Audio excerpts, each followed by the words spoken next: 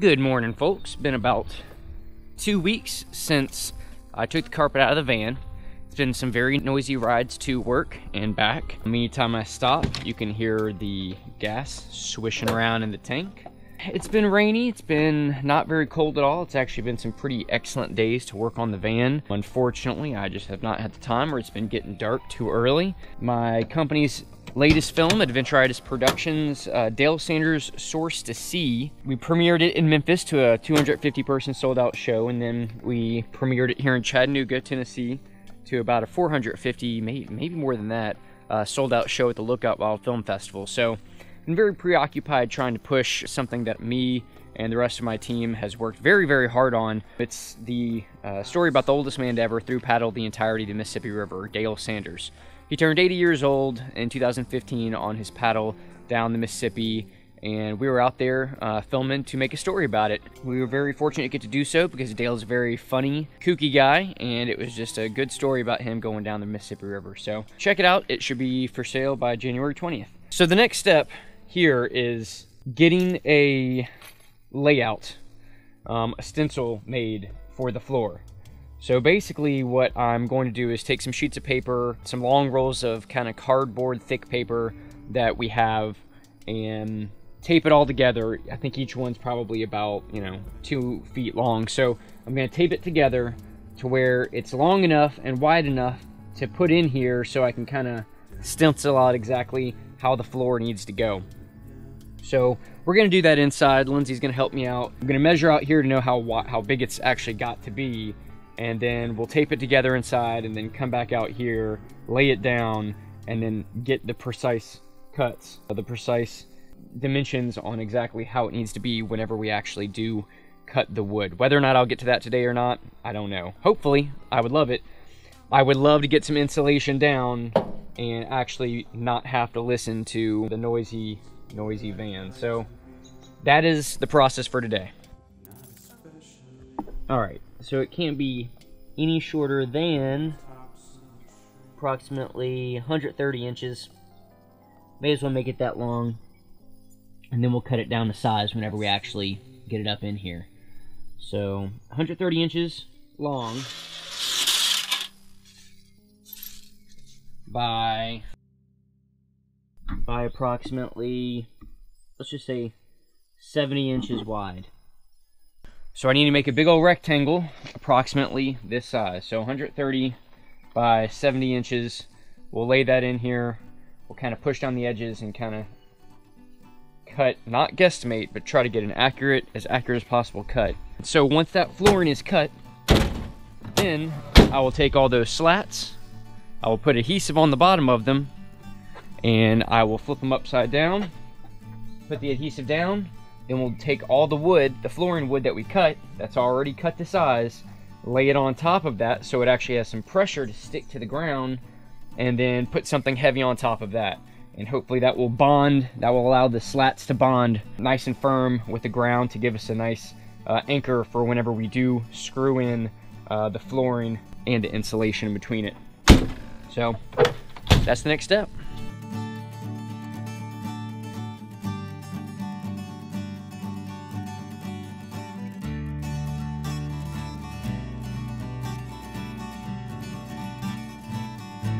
Okay, so the paper is cut 130 inches by 70 inches, so it should definitely fill up this entire bed.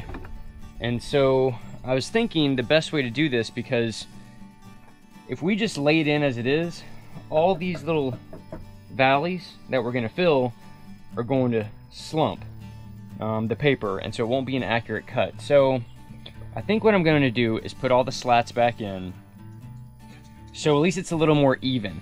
So whenever we do lay out the paper, whenever we kind of get in there, we have to crawl in there to kind of make this exact cut. We won't be falling in these valleys and just constantly working against ourselves. I will temporarily put these slats back in so that we have a smoother surface, and then take them right back out. After all, I did clean this, but it needs to be cleaned again. So I'm going to see if all those slat markings that I made to make sure they go where they're supposed to actually worked. So I'm going to try to place them back down so that I can even this stuff out to actually bring the paper in to give us a good stencil.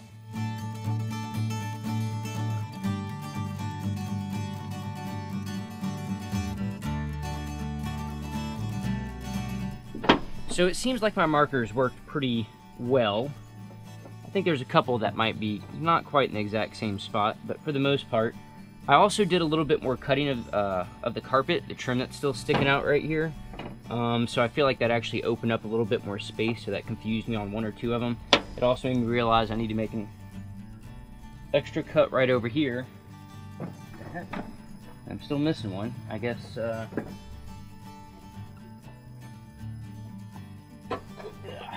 no, that's not it. Oh no. I seem to be missing one or two, so I'm going to figure that out. But anyway, so what we're going to do next is roll out the paper on top of here. And you know what? I should turn something like this over. A lot of this wood is bent, so really that might actually hurt me rather than help me. Ugh. Nothing's perfect, so hopefully we can get the stencil as close as we possibly can, and if we end up cutting and making a wrong cut, hopefully it is larger rather than too small. No matter what, this is, again, maybe not the right way, but it's our way, and we're going to give it a shot the best way I know how. I'm going to go ahead and take something about this thin and lay it on top of here so that I have a little bit flatter area. A lot of these are bowed up, and I feel like that's really going to kind of mess me up. So I'm going to lay it out flat and try to go ahead and get the paper trace that way. So let's see how this works.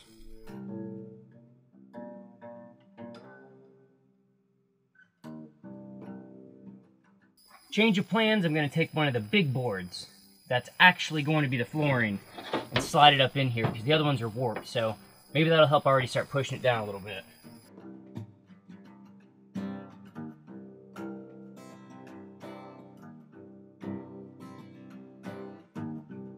A little bit closer.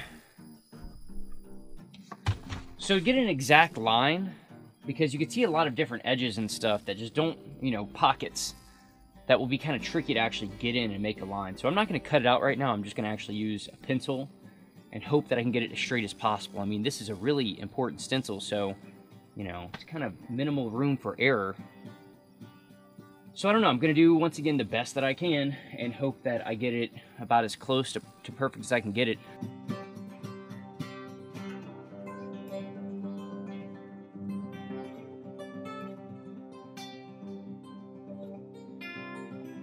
Why did I make this so long?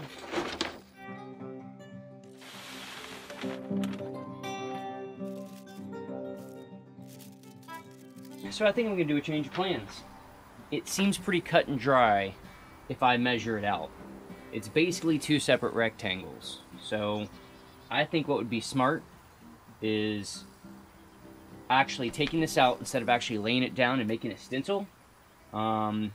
If I actually just take the measurements and draw them out on here, lay it down to see if it fits, and if it does, then just use that as the stencil. So instead of trying to fold it all kinds of crazy and get the exact cut in here, just measure it all out, use some precise lines, and then come back and see if it fits right.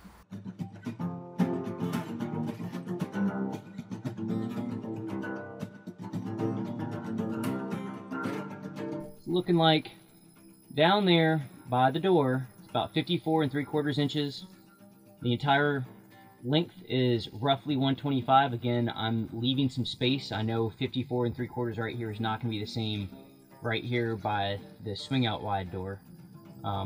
So that might change, but I'd rather be too big than too small, and I'll cut it down from there. So right here by that window, down there on that floor, 52 1/4 inch. And then right here, 64 inches, right on the dot. And then right over here, 51 inches. So I'm going to try to get some pretty straight lines for all this stuff and see if I can't make a better outline. See if I can't make a better outline for this, and I'll come in here and lay it down and see how close we are. So I'm going to take the big sheet of paper that we stuck all together, lay it out again, and take the measurements that I took earlier to try to cut out a pretty precise stencil.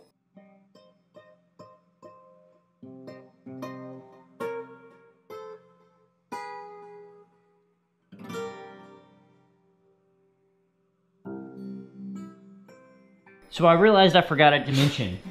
I forgot from here to here, this back rectangle, which is 74 3/4 inches right there. So really I just need to make two rectangles, there and this one. I'm making this too difficult on myself. I'm trying to box it out crazy, but that's what I gotta do.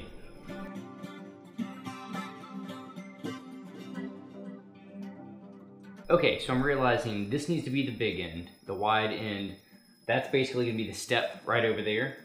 That's where we walk into, and that will be the back of the van. So, fat rectangle first, long rectangle over here.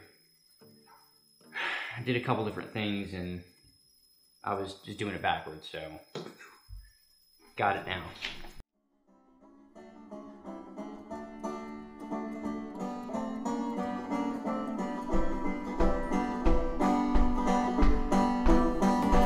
Couple more crucial things, all right?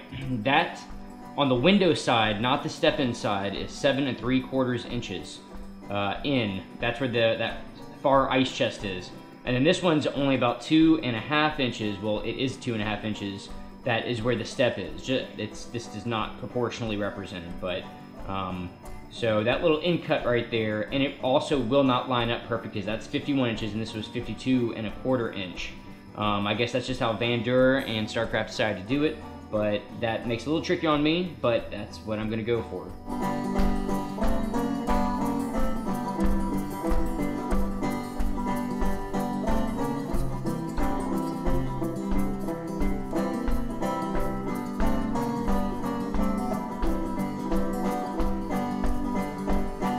Okay, so if I did this right, this should measure up to be 54 inches and 3/4. I have a bad feeling. 55 and a little bit. Yeah, 55 1/4. Right. These lines aren't as straight as they should be. See, the thing is, I don't know if it's that line that's wrong or that line that's wrong or a line from way back when was wrong. So this makes it challenging, but I think I'm going to go out on a whim and say this line is the one. So the lines are just about all made. I'm going to measure them one more time before I actually start cutting, but I'm pretty sure I'm within like a 1/2 inch close all around. I know that's kind of a big variable, but I already planned on having it chopped down, so I'm pretty sure it'll be on the out rather than the in, which is good.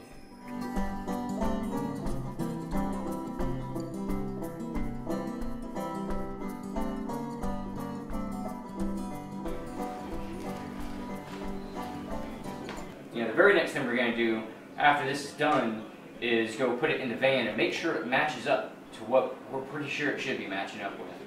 You know, won't know for sure until this is actually cut. Worst case scenario, have to do it again.